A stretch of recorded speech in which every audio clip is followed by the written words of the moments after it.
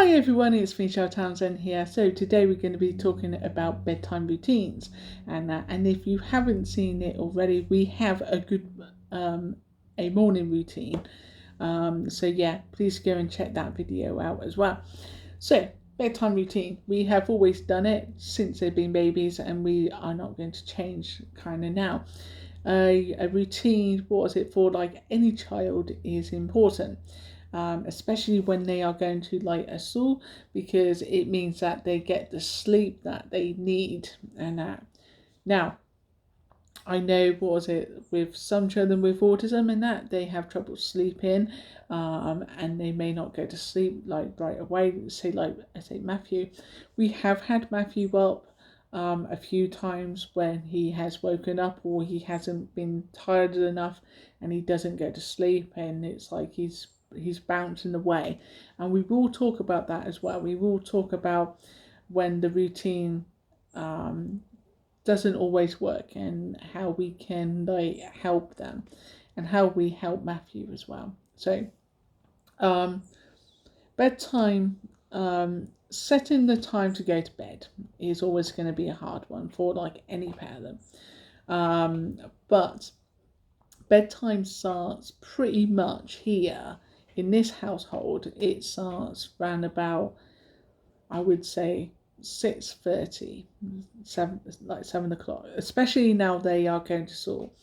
I noticed like Matthew, since he's yesterday he came home and he looked really tired, and the day before he was as well, and even when we went to Butlins he was tired. So I think bedtime for him, but the bedtime time for him may be a lot earlier now than say maybe when he wasn't really doing that much, when he wasn't that kind of like active, physically and mentally, and that. So they go to. We start the routine round about just after dinner. So they come home from school. They get changed if they need to, and then like basically if they need like a bath or they want a bath, they can. After that they get changed into their pajamas. Matthew will have his PShaw between say half past between like say 5 o'clock and 6. The PShaw is one of those like as it shakes, that has got all like the nutrition, because he's got a very restricted kind of diet and that. So he will have that, and then he will get he may be changed already. Sometimes it's like, yeah, we'll just get him in his onesie, because it's like he's more comfortable in that. So and then he watches TV and that for maybe 1-2 hours and that. Then round about 7:30, he will go to bed. We never used to send him up at 7:30, but 8 o'clock seems to be a bit late now. When he's really tired, he's rubbing his eyes and that. So to him, was it, once it gets like a dark, he wants sleep. So it so it does get dark round about 7:30.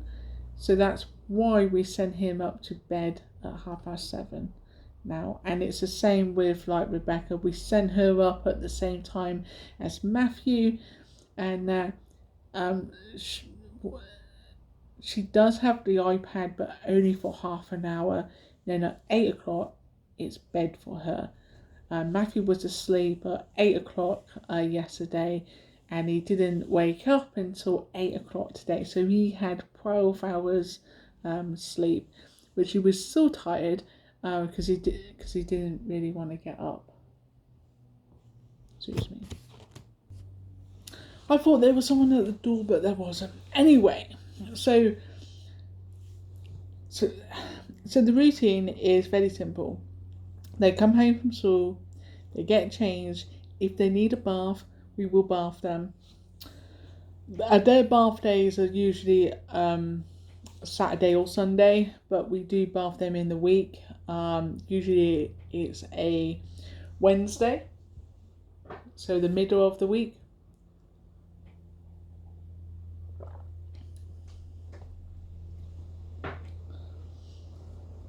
So that's our like a bedtime routine. Matthew, personal care. He does have like eczema, so we sometimes will put cream on so that he don't scratches himself. He wears a all-in-one because we found that he does like pull his trousers down and nappies off and that. So we bought him a all-in-one. It's like a baby gown, but it's like for children like age 3 to 4, and I think they go up to age 7 because they've got the poppers and that. But yeah, so he wears one of those to bed. So let's talk about when things don't go as perfect. Okay. Coffee time.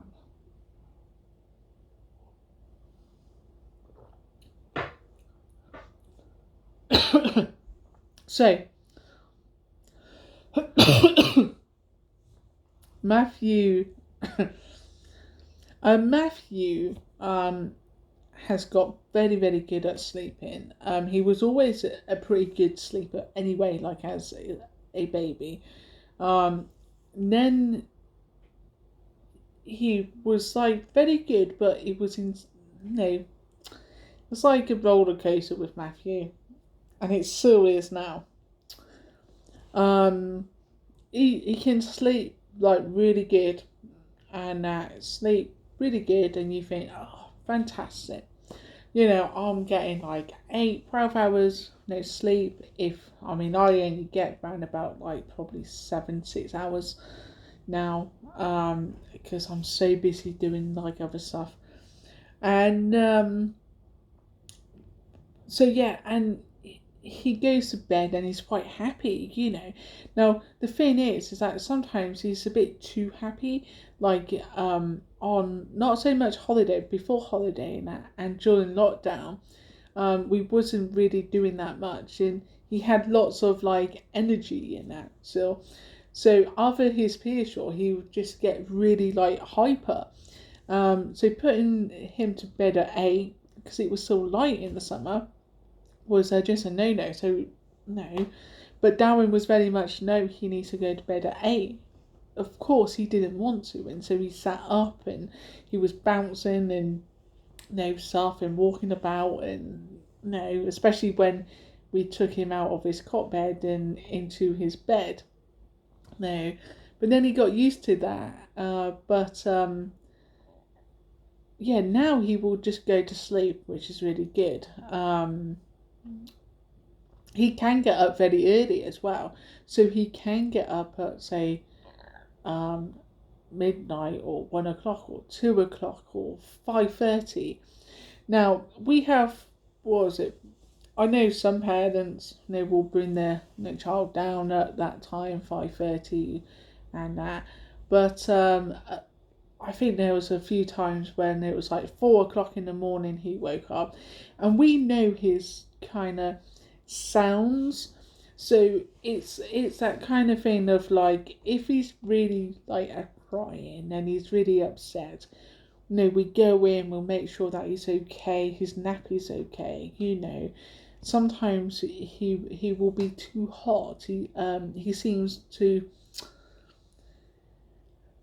regulation of his body can be hard for Matthew. So keeping him cool is really key. So he doesn't have the duvet on. He has got the duvet, but he doesn't put it on. He gets too hot even in the winter. So and sometimes he just wants hugs and stuff like that, and so we do that. Or he could have a dream, and so it's kind of, if it's just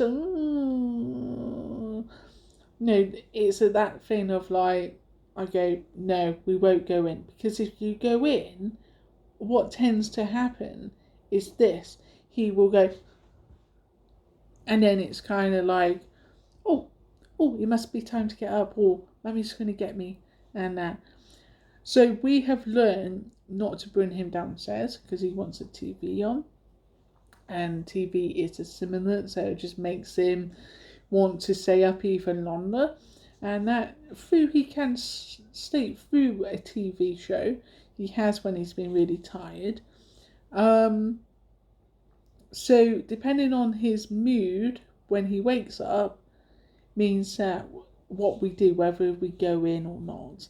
Often or not, like Darren will deal with it and let me kind of sleep, and other times I will go in because I know that kids sometimes they just need like their mum and cuddles and stuff like that. He really loves that. So we don't give him any medication. He's on no medication apart from his Pearshaw, which is a prescribe and that. But I mean, generally, Matthew will just go to sleep now. But when he does wake up, he can be up. It depends on his mood. He can be up. For like half an hour, between say 5 minutes, half an hour, or 3 hours. It just depends. And we've got into the routine depending on his mood and that. Like if he's crying, if we can't deal with his when he wakes up and he's crying and he's lashing out and stuff, we will just leave him. He's safe in his room. He needs to calm himself down, because we notice that if you are there, it just triggers more behaviour and that. So sometimes it does sound mean, but we just have to leave him. And I will be doing a talk about say meltdowns and tantrums and stuff. But with Matthew at night, it's very much right. You go to sleep. So when you have a baby and that, if you go in and you talk to them and go, and everything, they normally will be like, oh, she's playing with me. So we learned very early on to just get him up, because he was same as baby. When I was feeding him in the manner you call it nursing, and that it would be that thing of you would hold him, and if you would talk to him, he would be like, oh, okay, I can, but if you just got him up, you put a bottle in his mouth, he would just, then he would fall asleep in your arms, and then you put him back, and then he would be fine. Sometimes not, but no. And now it's the same. I will go in with his no bottle now. He still has a bottle. And I don't care what anyone says. We want him to get off it. And however, I've been told that a lot of young children with autism, they use a baby bottle because it's something to do with the senses and that, and it's so we've tried lots of other bottles and stuff, so it may just be that he will go from that to a proper cup. I don't know. We're gonna be working with a OT, I'm hoping. So yeah, anyway guys, we'll driving off course here into other topics that not related to nighttime routines. So with regards to him, if he does wake up, sometimes we have to go in and sometimes we don't. It's very different when he's ill, but when he's not ill, it's very much that he just wakes up and he will go back off, and if he don't, then we'll go in with a bottle, check his nappy. We don't really talk to him that much, if at all. And then and if we do, it's kind of like, it's bedtime. No, you need to go to sleep. And then we go, and of course, he may not like that, but he goes back to bed and he goes like back to sleep and that. So yeah, I'm very proud of him that he can go through the night for like at least like 8 hours. That may change in the future. I hope not. I hope that he keeps on having like long sleeps and that 8 to 12 hours sleeps and that. I think sometimes our kids need that, but as time go on, it could. I'm hoping not. I'm just hoping that he will just be tired from like a school and that, and activities, and he will just go to sleep and so yeah. Anyway, guys, thank you for watching this longer version. I've been meaning to do a morning routine and a bedtime routine for a while, and I thought, do you know what, I will do that. I know we haven't got any pictures or videos of Matthew, and it's just me talking, but it's to be honest with you, it will just be him sitting there or lying there. So flies. So it's I will try to get to do like maybe a blog at one day of our morning and bedtime routine, but often or not I'm very busy with them, and they are demanding, both of them. They come home from school and it's kind of mummy, so it's nice to have things like 6 hours to like myself, so I can do videos and I can do other stuff and that. And but yeah, and we haven't really got into breeding him a sorely or nothing. We do with Rebecca, but Matthew just he needs that like space from us as well. So it's very important that when he goes upstairs, that it's like, right, here's your bed, cuddles. No, and sometimes he doesn't want that. He will just like lie in the bed, and then I'll go, and then he will get up and walk around his room, and then he goes back onto his bed or his beanbag.